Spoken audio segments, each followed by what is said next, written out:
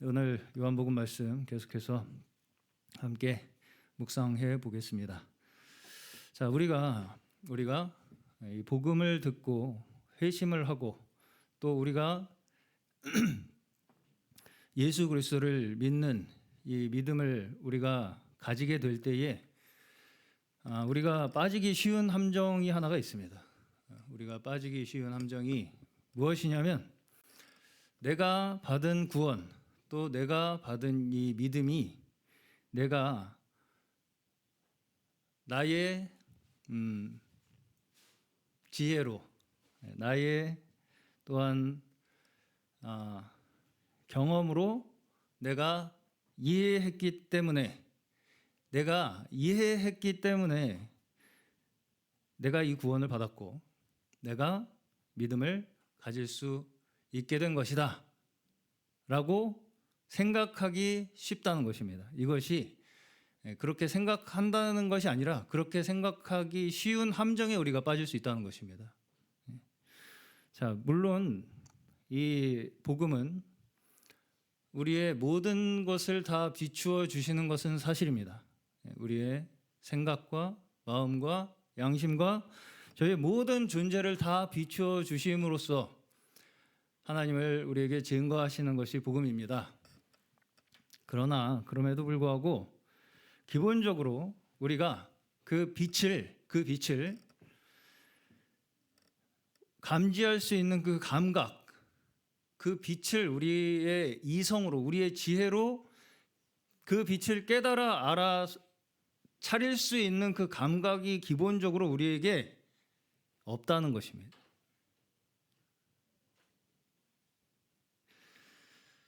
자, 지난주에 제가 이것을 손전등의 비유를 한 바가 있습니다. 기억이 나실지 모르겠지만 손전등, 우리가 손전등과 같은 역할을 하고 있는 것이다. 그래서 이제 이것에 대해서 손전등이라는 비유를 제가 만들어냈다고 생각을 하실까 봐 성경의 근거 구절을 하나 인용을 하겠습니다. 5장 35절입니다. 35절. 요한복음 5장 35절.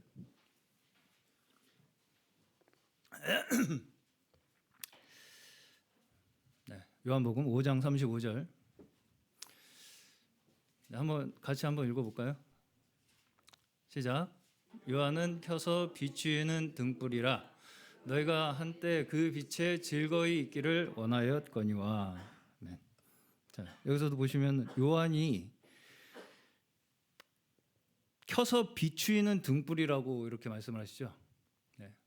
여기서 이제 등불이 제가 이제 저번 주에 비유를 하였던 손전등의 역할이다. 똑같은 말입니다. 그렇죠?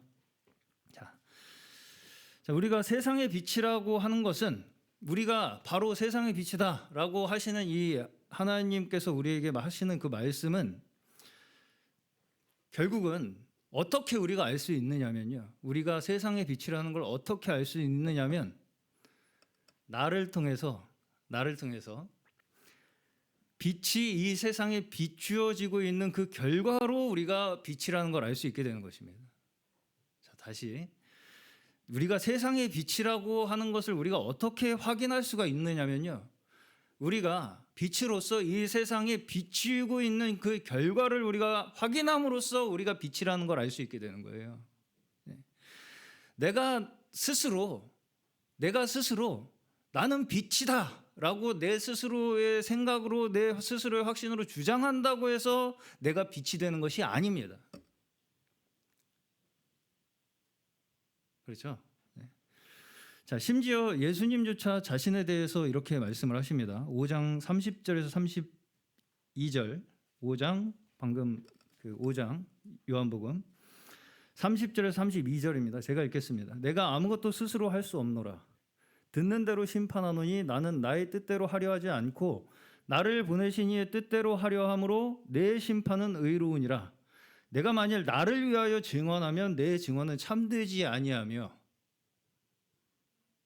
아니하되 나를 위하여 증언하시는 이가 따로 있으니 나를 위하여 증언하시는 그 증언이 참인 줄 아노라. 그렇죠. 예수님께서 자신을 향하여조차도 나는 나를 증언하러, 나를 증거하기 위해서 온 것이 아니라 나를 통해서 하나님께서 하시는 일을 너에게 나타내 보이기 위해서 나는 여기에 온 자다. 이렇게 이제 말씀을 하시는 것입니다. 스스로 내가 바로 그거야. 내가 바로 그 증거야. 이렇게 그런 것을 우리에게 말하자면은 증명하시기 위해서 오신 것이 아니라 하나님께서 우리를 통해, 나를 통해 하시는 일이 무엇인가를 사람들에게 나타내시기 위해서 예수님께서도 이 땅에 오셨다는 것을 우리에게 분명히 말씀하고 계시죠. 네.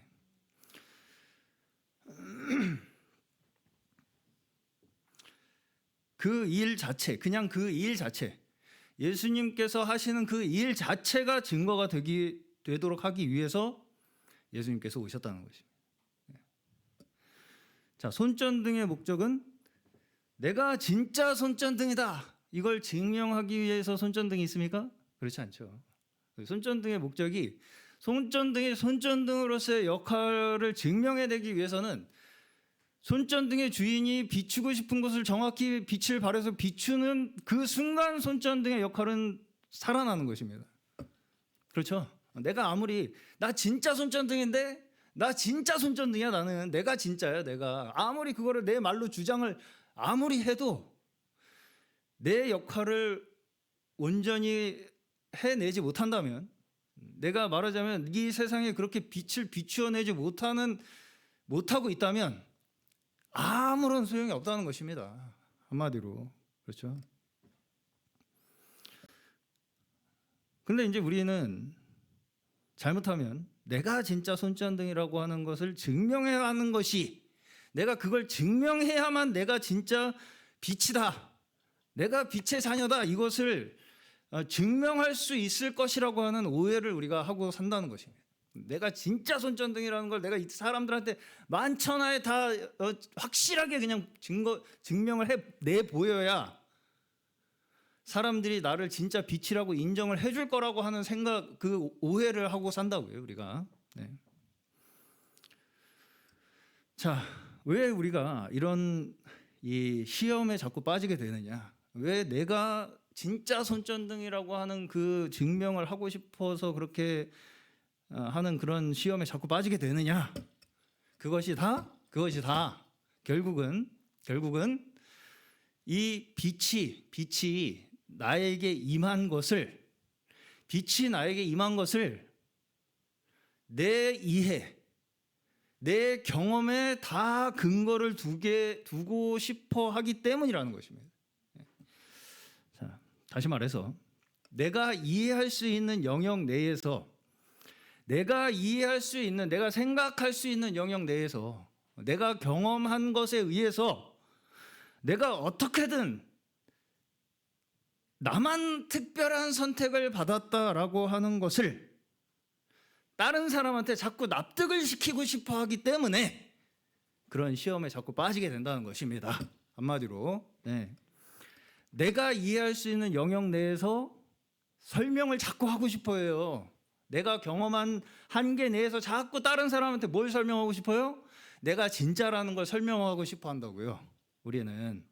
그럼으로써 내가 진짜라는 걸 다른 사람들이 좀 납득해 줬으면, 그래서 내가 그걸 납득시킴으로써 다른 사람들이 그 말하자면 복음을 이해해서 받아들일 수 있을 것으로 우리는 생각한다고요.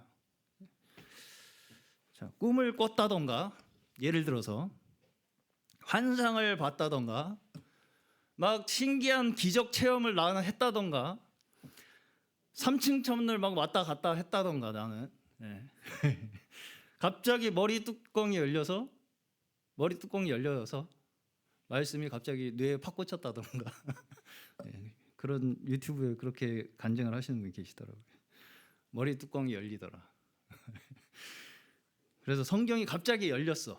머리 뚜껑이 방언을 하니까 머리 뚜껑이 열려서 성경이 갑자기 팍 꽂히면서 모든 성경이 확 열리더라. 뭐 이런 이제 그런 자기의 체험이죠, 다 이게. 자기 체험. 그렇게 내가 했던 그런 특별한 체험을 가지고 그게 이제 내가 이해할 수, 우리 모두가 다 이해할 수 있는 수준이잖아요. 말하자면 특별한 일. 우리가 다 특별한 일이라는 건 납득이 가잖아요. 아, 머리가 열렸어. 그렇게. 나는 못하는 특별한 경험을 하셨네요. 그러면 한번 특별한 그 경험을 하신 걸 가지고 저를 한번 설득해 주시고 납득을 시켜 주세요.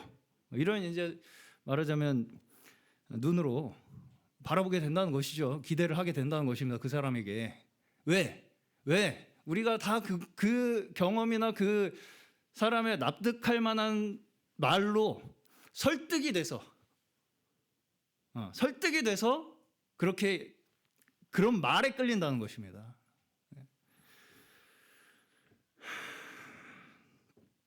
자, 물론 저는 이런 모든 어떤 그 신비한 경험이라던가 특별한 자기만의 경험들을 부정하는 것은 아닙니다. 그런 경험이 있을 수 있어요. 바울도 자신이 겪은 일들을 간증을 하는 것을 성경에서 볼 수가 있습니다. 그렇죠. 바울도 굉장히 신비한 경험을 한 사람 중에 하나예요. 그럼에도 불구하고 바울이 그러한 일을 경험한 그 겪은 결과, 바울이 그러한 경험들을 한 결과, 그리고 바울이 그러한 경험을 사람들에게 이야기하는 그 목적이 나만 이렇게 특별한 사람이라는 것을 증명하기 위한 것이 아닙니다. 그리고 그 결과가 그 자신이 그런 특별한 일을 겪은 그 결과로서 나만 특별한 사람이 된 것처럼 스스로 생각하는 것이 사도 바울이 스스로 자신을 생각하는 것이 아니라는 것입니다.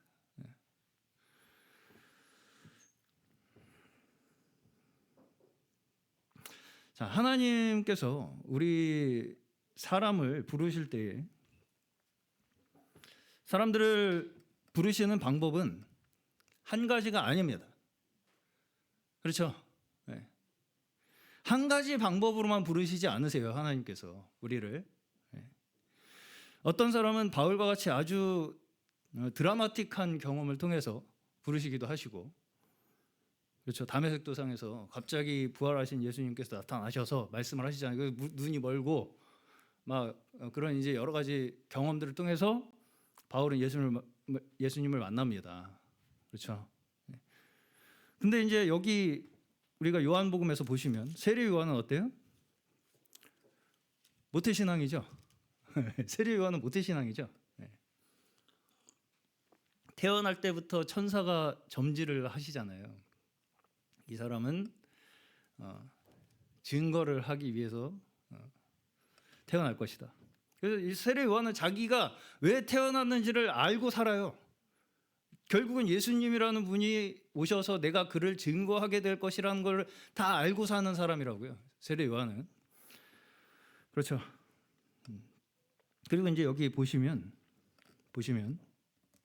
요한의 두 제자 35절에 보시면 또 이튿날 요한이 자기 제자 중 두 사람과 함께 섰다가 예수께서 거니심을 보고 말하되 보라 하나님의 어린 양이로다. 두 제자가 그의 말을 듣고 예수를 따르거늘. 요한의 두 제자가 예수님을 만나자마자 예수님의 제자가 되어버립니다.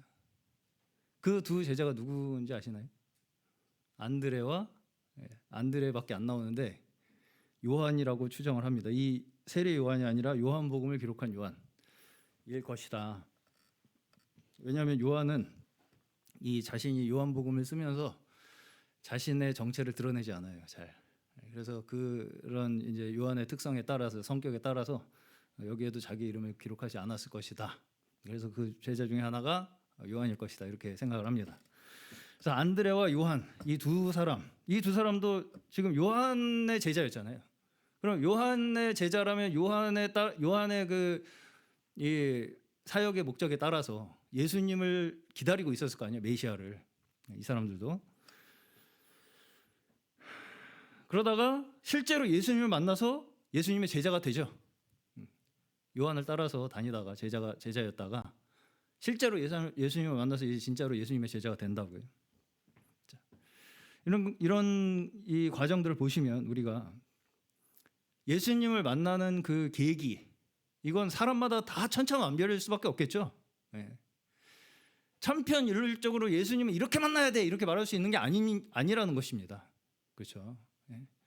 어떤 사람은 부모님에 의해서, 어떤 사람은 부모님에 의해서, 어떤 사람은 친구 따라 오신 분들도 계신 걸로 알고 있습니다. 또 어떤 사람은 여자친구 만나러 여자친구 만나러 많이들 교회 다니시죠. 저는 이걸 좋다 나쁘다 이렇게 말할 수 없다고 생각합니다.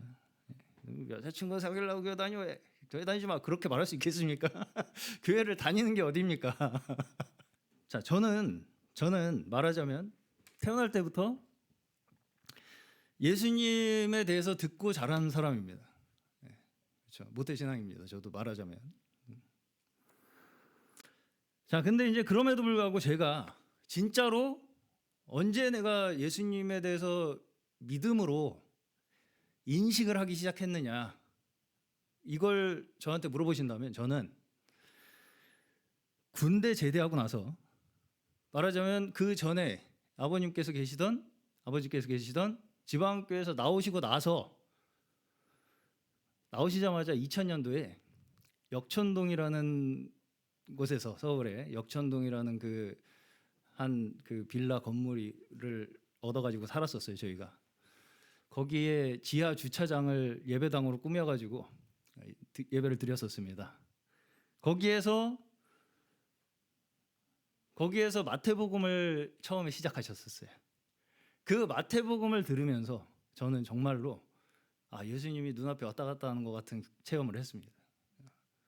그때가 어떻게 보면 저한테 물어보신다면 언제 당신은 예수 그리스도를 믿음으로 그렇게 인식을 하기 시작했느냐 물어보신다면 그때다라고 저는 답변을 할 것 같습니다. 자, 그러면 그 이전에 제가 듣던 예수님에 대한 이야기들은 저한테 전혀 아무런 소용이 없고 의미가 없는 이야기들이었겠습니까? 어떻게 생각하세요? 제가 그거를 그렇게 이해를 했어, 그 순간. 그래서 그 순간 뭔가 제 마음에 뭔가 변화가 생기긴 했어요. 그건 확실해요. 그때 당시에 그 역천동 지하 주차장에서 말씀을 들을 때 그때 마음에 확실한 변화가 있었던 건 사실입니다. 그럼에도 불구하고 그 이전에 그럼 제가 예수님에 대해서 들었던 이야기들은 아무런 저에게 효과도 없고 소용도 없었겠냐는 거죠. 네. 비교적 저 같은 경우는 그 경계가 그렇게 뚜렷하다고 말하기는 어렵습니다. 네. 왜냐하면 제가 어렸을 때부터 이 성경 말씀과 이 교회의 어떤 교회에서 함께 생활하는 이런 문화들이 익숙한 환경에서 저는 자라왔기 때문입니다. 자, 그럼에도 불구하고 그렇게 군대 제대해서 20대 초반이었죠. 23살, 4살 이때서야 저는 정말 마음에 예수님이 이렇게 나한테 그래서 필요하신 분이구나, 이걸 인식을 한 게 그제서야 저한테 다가왔었다는 것이죠. 20대 초반에. 그렇게 성도님께서 생각하시기에는 어떻게 그렇게 원로 목사님 자녀가 아들이 늦게서야 예수님을 깨달을 수가 있냐 생각을 하시겠지만 저는 그랬습니다. 어쨌든 자, 성경에서는 바울이 아주 극적인 경험으로 예수님을 만난 사람이죠. 그러면 바울은 그 전에, 예수님을 만나기 전에 아무런 배경이 없었습니까? 바울은 구약 성경을 달달 외운 사람입니다. 바울은 구약 성경을 달달 외우던 사람이라고요. 바리새인이었잖아요. 바리새인 중에서도 굉장히 말하자면 엄격한 바리새인 그 교육을 받은 사람이 바울이었습니다. 그 사람들은 구약을 달달 외우고 다니던 사람들이었어요. 자, 그럼에도 불구하고 자신의 머리로 아는 것과, 그렇죠, 지금 자기가 머리로 알고 있는 것과 실제의 그 말씀이 자기의 인생의 사건으로 적용이 되는 것은 한순간에 그렇게 이루어진다고 우리가 말할 수 있겠습니까? 사실은 이것은 우리의 평생에 걸쳐서 일어나는 일입니다. 이 말씀이 우리의 인생에 실제 사건 속에 계속해서 적용되어 나가는 일은 우리의 평생에 걸쳐서 일어나는 일이라고요. 이걸 어떤 한순간의 내 이해로 내가 완전히 깨달을 수 있다. 내가 내 완전한 깨달음으로 내가 완전한 경지에 오를 수 있다라고 생각하는 것은 아직 복음을 내가 스스로 이해해서 내가 스스로 믿을 것이라고 하는 착각을 하고 있기 때문입니다. 말씀을 가지고요, 저희가 내가 한순간 이해를 빡 했어, 갑자기. 그래가지고 그 한순간 내가 빡한 이해로 내가 그 순간 완전해졌어. 더 이상 나한테는 뭐 어떤 다른 갈등이나 뭔가 없어. 이 시험이든 뭐든 없어. 약함도 없고 죄도 없고 아무것도 없어. 나는 완전해졌어 이제 라고 그렇게 생각하는 것은 아직 내가 복음을 내 스스로의 이해로 믿을 수 있다고 착각을 하고 있기 때문이라는 것입니다. 자, 다시 말해서 우리가 예수를 믿는다는 것이 우리가 어떤 납득할 만한 결과를 우리가 보여줌으로써 사람들한테 예수 믿었더니 이렇게 좋아. 물론 그런 증거도 어느 정도 그런 간증도 어느 정도 필요하기는 합니다만 어떤 납득할 만한 눈에 보이는 결과를 들이대가지고 사람들이 그걸 보니까 그럼 예수 믿어야겠네라고 스스로 선뜻 선택할 수 있을 것이라고 생각하는 것은 착각입니다. 착각입니다. 예수를 믿는 건 전혀 논리적이지 않습니다. 예수를 믿으면 영생을 얻고 예수를 믿지 않으면 영원한 형벌을 받게 된다. 이 말이 논리적입니까? 논리적으로 들리세요? 이게 납득할 만한 말로 들리십니까? 절대로 이 말은 사람들에게 설득력 있는 논리적인 말이 아닙니다. 예수를 믿으면 영생을 얻고 믿지 않으면 영원한 형벌을 받는다는 이 말 자체가 전혀 납득할 만한 설득력 있는 말이 아니라고요. 사람들에게. 자, 이것은 우리가 사람을 협박하기 위한 말이 아닙니다. 그렇죠? 예수 안 믿으면 너 지옥 가. 이건 협박하기 위해서 하는 말입니까? 우리에게 예수님이 협박하면서 우리를 믿으라고 하십니까? 그렇지 않죠? 그렇지 않습니다. 그러면 다르게 이야기하면 우리가 특별한 자격이 있다는 말입니까? 우리한테 너는 특별한 자격이 있어서 믿었네. 그걸 우리한테 말씀하시기 위해서 이 말씀을 하시는 것이겠냐고요. 자격이 있고 없고 협박을 하고 안 하고의 문제가 아니고요. 그냥 예수를 믿으라는 거예요. 이 밑도 끝도 없는 말이 진리라고 주장하는 것이 복음입니다. 이 밑도 끝도 없는 이 말, 예수를 믿어라 그냥 이 말을 주장하는 것이 복음이에요. 이걸 어떤 내가 생각하는 내 논리적 이해로 또 내가 겪은 작은 어떤 한순간의 경험 가지고 그걸 가지고 내가 복음을 깨달았다라고 하는 걸 다 설명을 해버리려고 하는 그런 우리가 자꾸 시험에 들게 되는 것은 무엇 때문이라는 것입니까? 무엇 때문이라는 거예요? 이 믿음을 내가 가질 수 있는 것이, 복음을 내가 받을 수 있는 것이, 그 조건이 나에게 있다고 생각하기 때문이라는 것입니다.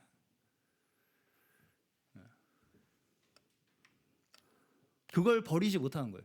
그 복음을 깨달을 수 있는 능력이 나에게 원래 있었다라고 생각하고 싶은 그 시험이 우리에게 끊임없이 찾아온다는 것입니다.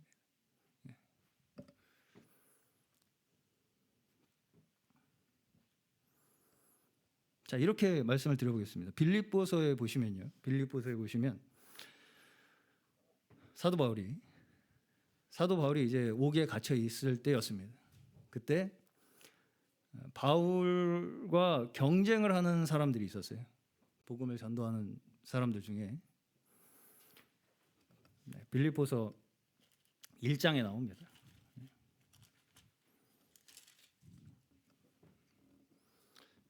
12절부터 해서 그 장면이 사건이 기록이 되어 있습니다.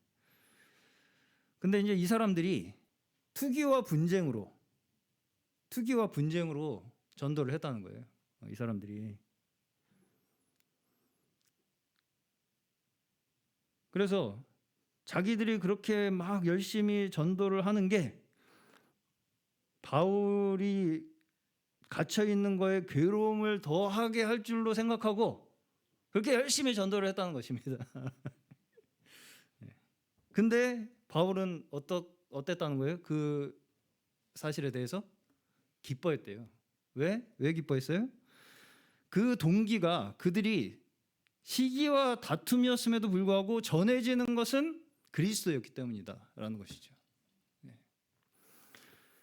자, 우리가 생각하기에는 시기와 다툼으로 그 동기가 그렇게 불순하면 복음이 전해지지 않아야 할 것 같은데 우리가 생각하기에는 그렇잖아요. 근데 동기가 불순함에도 불구하고 그리스도가 전해질 수 있다는 것입니다. 그렇죠? 맞죠? 맞습니까? 네. 왜 이것이 가능하냐면 복음은 사람의 이해나 심지어 그의 선한 동기에 의존되어 있지도 않기 때문입니다. 다시, 복음은 전하는 사람의 이해도나 심지어 그 사람이 얼마나 선한 동기를 가지고 있는가에도 의존되어 있지 않기 때문입니다. 자, 이단에 대해서 한번 생각해 보겠습니다. 좀 조심스러운 접근이지만, 자, 물론 이단은 우리가 경계하고 싸워야 할 대상입니다. 그렇죠? 이단은 우리가 경계하고 싸워야 할 대상이에요. 자, 그럼에도 불구하고 거기에도 만일 예수 그리스도라고 하는 그 사건 자체에 대한 정보가 전달되고 있다면, 만일 그 이단이라고 우리가 생각하는 단체 속에도 예수 그리스도라고 하는 그 사건 자체에 대한 정보가 그 안에서 전달되고 있다면 우리는 어때야 된다고요? 그 자체로도 기뻐할 수 있어야 된다고요. 실제로 저는 이단에서 나고 자란 사람입니다. 많은 사람들이 이단에서 더 하나님 앞으로 예수님을 찾아 나오는 사람들이 있는 것이 사실입니다. 그럼 우리는 그걸 가지고 기뻐해야 합니까? 막아야 합니까? 기뻐해야죠. 저는 사도 바울이 이 심정을 가졌다고 생각합니다. 그 과정을 통해서 결국 하나님께서는 예수 그리스도라고 하는 그 복음의 씨를 그들의 불순한 동기에도 불구하고 뿌리심으로써 결국은 수확하실 것이라고 하는 그 믿음으로 기뻐하지 않았을까? 저는 그렇게 생각을 합니다. 물론 여기에는 반드시 우리가 균형을 잡아야 할 것은 예수 그리스도를 다른 복음으로 대체를 하는 이 사상은 우리가 철저하게 경계해야 되는 것입니다. 그렇죠? 그래서 이 예수 그리스도라고 하는 이 사건을 얼마나 사실 그대로 전달하는가, 아니면 자기의 이해와 자기의 지식을 대신 그 예수 그리스도를 대체하여 전달하느냐, 이 말하자면 저는 어느 정도의 이 비율의 차이가 있다고 생각합니다. 단체마다, 그리고 사람마다 심지어. 저 또한 그 정보가 아주 정확한 정보를 가지고 자란 게 아닙니다. 그렇겠죠. 아무래도 단체가 그런 가르침을 가르치고 있던 단체다 보니까 저도 성장 배경이 그렇기 때문에 내 의지로 내가 예수님을 믿었다라고 하는 어떤 그런 생각을 제가 가지고 있지 않았다 할지라도, 그런 생각을 가지고 있지 않았다 할지라도 어렸을 때부터 예수님이라고 하는 존재에 대해서 들은 그 자체만 가지고라도 저는 하나님께서 여기에 있게 하셨다라고 믿습니다. 그것이, 그 모든 과정이 저를 가르치시고 기르신 하나님의 저는 섭리라고 믿습니다. 은혜라고 믿고요. 자, 그러면 그렇다고 해서 지금 나는 끝났다 이제, 이단에서 나와서 이제 완전히 진짜 완벽해졌다 이렇게 말할 수 있겠습니까? 그렇게 말할 수 있는 사람은 이 세상에 단 한 사람도 없습니다. 내가 완전히 옳다든지 나는 모든 것을 다 이해했다라고 말할 수 있는 사람은 이 세상에 한 사람도 없다고요. 여전히 우리는 거울을 보는 것 같이 부분적으로만 보고 있다. 이것이 사도 바울께서 우리 모두가 함께 인정해야 할 부분이라고 말씀을 하십니다. 우리가 다 부분만 보고 있다고요. 자, 이단이 필요하다는 이야기가 아닙니다. 절대 이단을 제가 옹호하자고 말씀드리는 게 아니에요. 오해하지 않으시길 바랍니다. 그들은 끝까지 그렇게 자신의 길을 돌이키지 아니하고 자기의 지식과 자기의 설득력 있는 말로 사람들을 미혹하고 넘어뜨리는 일을 계속한다면 반드시 그들은 버림받을 것입니다. 그렇죠? 그러나 여전히 그 가운데서도 하나님께서는 택하신 자들을 향하여 행하시는 그 하나님의 구원의 역사를 결코 실패하지 아니하시는 분이시다. 신실하신 하나님이시다. 이것이 우리에게 필요한 저는 믿음일 줄로 믿습니다. 그렇기 때문에 우리는 우리에게 비추신 그 진리의 빛을 우리의 삶 가운데서 비추는 일에 쉬지 않아야 합니다. 충성을 다해야 하는 거예요. 그저 우리는 지금 나에게 주신 그 은혜에 감사하는 것이, 지금 나에게 주신 그 은혜에 감사하는 것이 우리의 삶 가운데 하나님께서 진리의 빛을 비추어 주시는 그 빛을 우리가 나타내며 살아나가는 우리의 삶이 되는 것입니다. 그 은혜를 전하는 것이 우리가 택함 받은 이유라는 것입니다. 그 은혜를 전하고 사는 것이 우리가 택함 받은 이유예요. 이걸 자꾸 우리는 나는 알고 너는 모르고 라고 하는 그 이분법으로 우리는 사람을 자꾸 나누려고 하지만, 우리가 가져야 할 균형 잡힌 건강한 믿음의 자세는 우리 모두가 다 죽을 죄인들이었고, 우리가 다 죽을 죄인들이었는데도 불구하고 우리에게 허락하신 그 구원의 은혜를 받은 자들로서 그 은혜를 전하도록 우리가 여기에 보내심 받은 자들로서 여기에 있다는 것을 믿는 것이 우리가 가져야 할 마땅한 믿음인 줄로 믿습니다. 자, 우리는 원래 빛을 감지하는 능력이 없습니다. 우리는 스스로 빛을 감지할 수 있는 능력이 없는 사람들이라고요.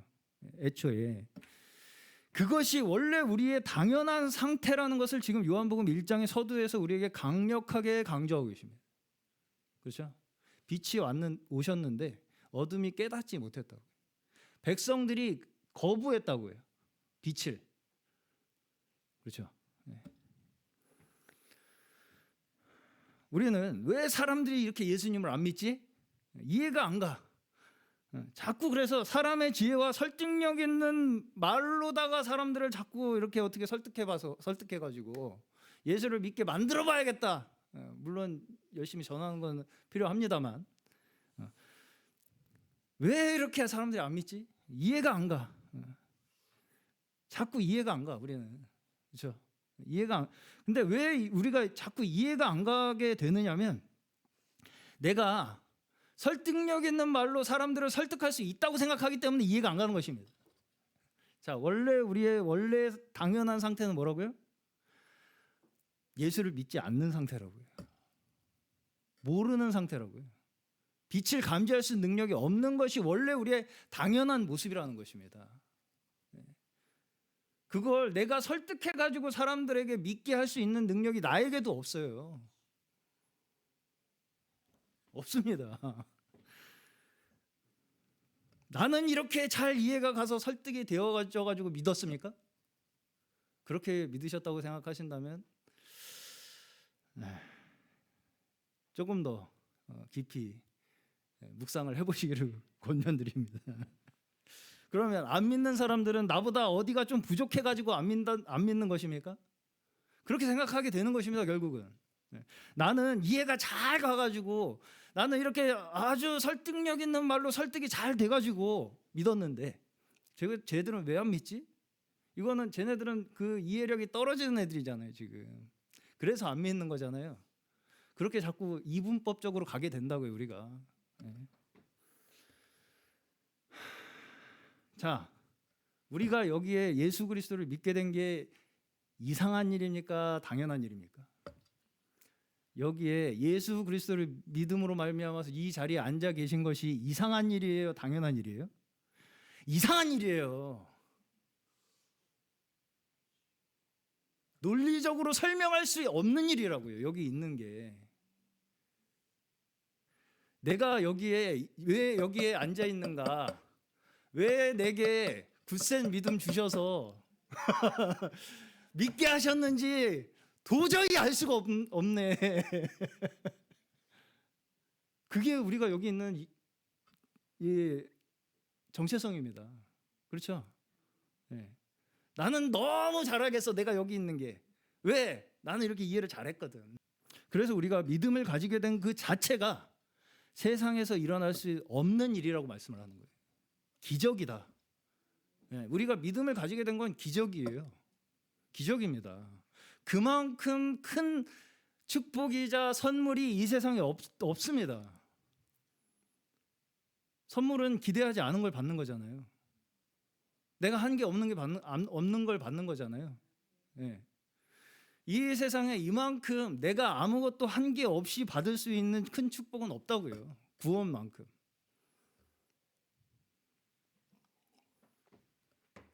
자, 우리가 죽은 자가 살아나는 기적은 기적으로 생각하시죠? 죽은 자가 살아나시면 기적이라고 생각하잖아요.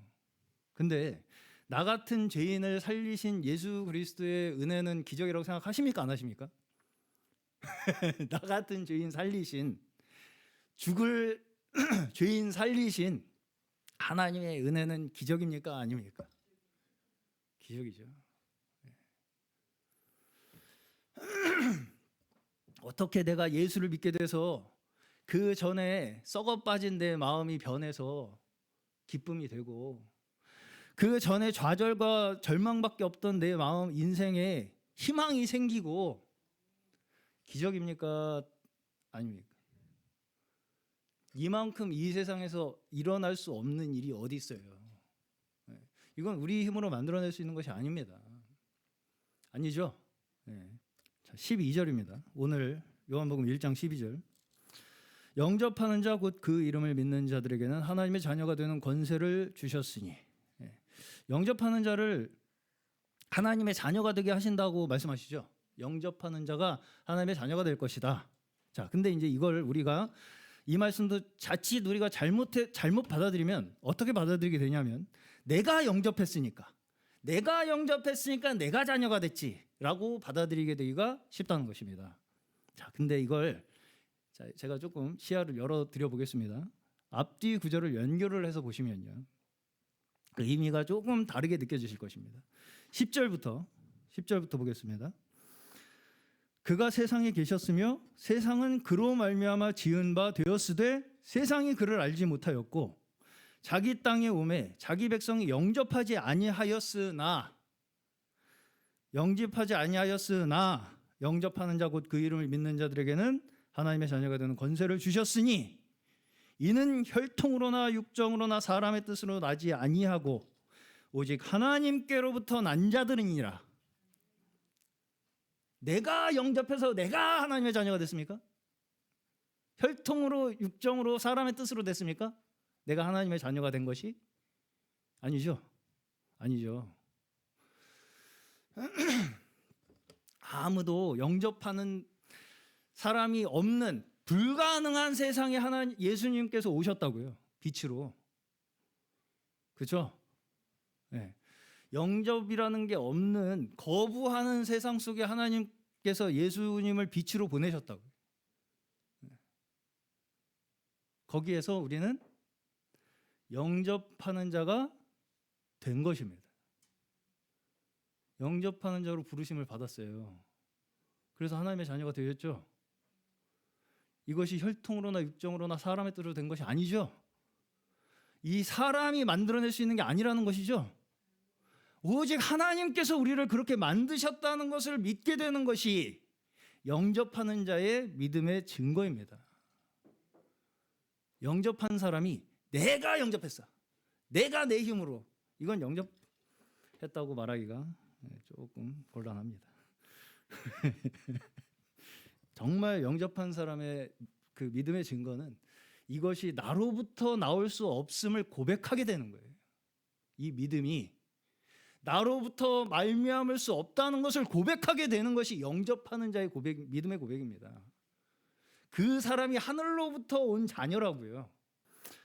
영접한 자는 어떤 사람인가 하니 믿고 보니까 이것은 하나님께서 나에게 허락하지 아니하셨다면 내가 스스로 만들어낼 수도 없고 내가 스스로 가질 수도 없고 나에게는 털끝만치도 근거가 있을 수가 없다는 것을 고백하는 자들이 영접하는 자들이라는 거예요.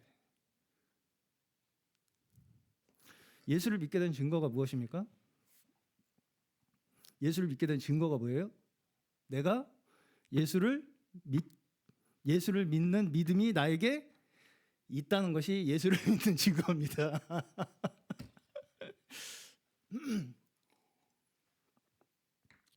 그 외에 겉으로 나타나는 어떤 증거를 자꾸 쫓아다니려고 하는 것은 결국은 그 믿음의 근거를 자꾸 나에게서 찾으려고 하는 것입니다. 네. 오직 하나님께서 우리에게 허락하신 그 예수 그리스도를 믿는 믿음, 그것이 우리의 가장 큰 증거예요. 우리가 예수를 믿게 된 증거. 네. 예수님은 어두운 가운데 빛을 비추기 위해 오신 분입니다. 섬김을 받으러 오신 것이 아니라 섬기기 위해서 오셨다고 말씀하십니다. 그렇죠. 내가 조금이라도 예수님을 알아볼 수 있는 능력이 있어가지고, 내가 예수님을 알아볼 수 있는 능력이 조금이라도 있어가지고 내가 먼저 아이고 오셨습니까 예수님, 그래가지고 내가 섬겨, 그렇게 해서 예수님이 그렇게 해서 섬김을 받으러 오신 분이 아니라고요. 완전히 눈 멀고 귀 멀어서 아무것도 보지 못하고 듣지 못하고 사망의 그 죽음의 운명에 처한 이 땅 가운데에 눈을 뜨게 하시고 귀를 열어주시고 생명을 허락하시기 위해서, 주시기 위해서 섬기러 오신 분이 예수님이라는 거예요. 100% 섬기러 오신 분이라고. 그래서 우리가 뭘 해드릴 수 있는 게 없어요. 먼저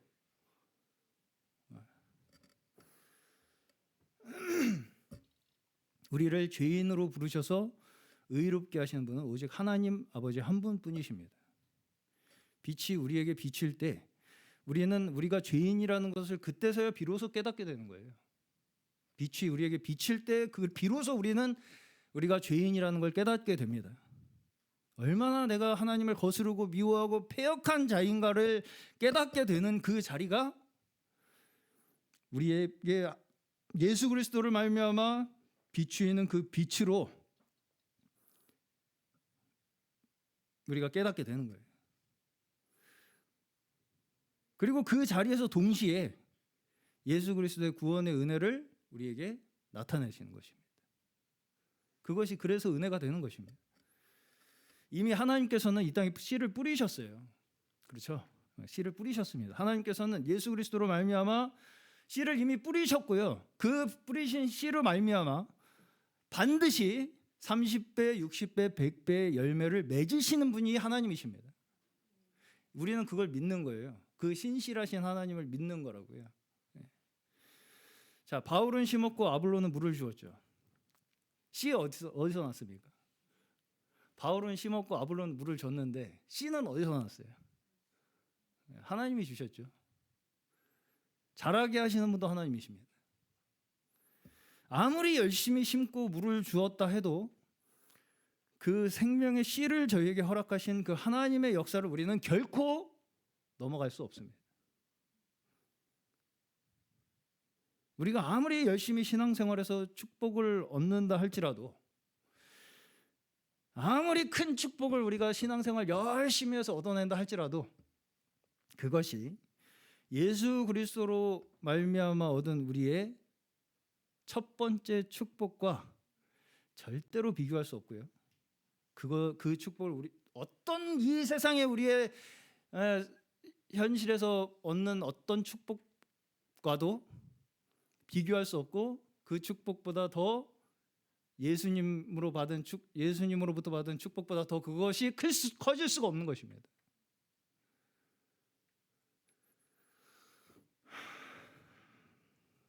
이 믿음이 우리 모두에게 더욱 더 견고해지면 질수록 하나님께서 우리에게 이 땅에서 베푸시는 축복 또한 더하실 것이라고 믿습니다.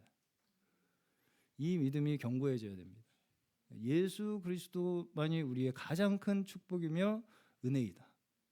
우리의 축복의 가장 큰 증거이다. 예수 그리스도께서. 이 세상 그 어떤 부귀와 명예와 즐거움도 바꿀 수 없다. 이것과 그것이 우리의 흔들리지 않는 믿음이 되시기를 축원합니다. 자, 그렇기 때문에 고린도전서 15장 58절에서는 성도들에게 견고하며 흔들리지 말고 주의 일에 힘쓰라 이렇게 권면을 합니다. 왜냐하면 이미 예수로 말미암아 우리에게 주신 그 축복이 이미 충분하기 때문이에요. 그 안에서 흔들리지 말라는 것입니다. 눈에 보이는 것에 흔들리지 말라는 것이죠. 우리의 기도는 더 큰 축복, 더 확실한 증거, 이것을 우리에게 주시기를 원하는 것이 우리의 기도가 아니라 하나님 아버지 자신이 우리의 가장 큰 축복이라는 것을 우리의 인생 가운데 늘 기억하게 하여 주시옵소서. 이것이 우리의 가장 우리의 입술에서 끊이지 않는 기도가 되어야 할 줄로 믿습니다. 오늘 저희 모두에게 비추신 이 진리의 빛으로 말미암아 얻은 우리의 이 큰 구원의 은혜가 우리의 가장 귀한 선물이라는 것을 우리의 인생 가운데에 흔들림 없이 믿음으로 늘 감사와 기쁨이 넘치는 저희 모두 되시기를 주의 이름으로 축원합니다.